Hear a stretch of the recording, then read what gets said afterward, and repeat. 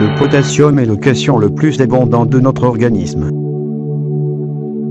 Il est le principal cation intracellulaire présentant 98% et en extracellulaire 2%.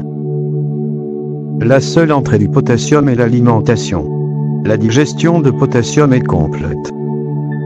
Et donc les sorties extra-rénales sont minimes présentant 5 à 10%, pourtant les sorties rénales sont importantes, 90%. Les sorties rénales sont les seules régulées.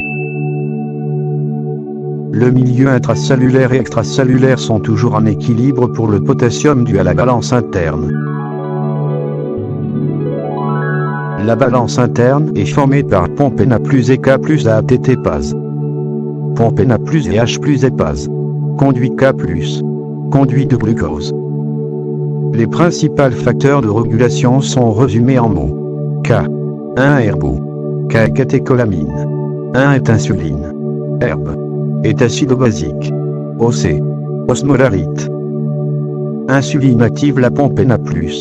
H+ permettant l'entrée de sodium et sortie de H+ et donc élévation de concentration de sodium en intracellulaire. Ce qui stimule la pompe Na+ et K+ et par suite sortie de sodium et entrée de potassium.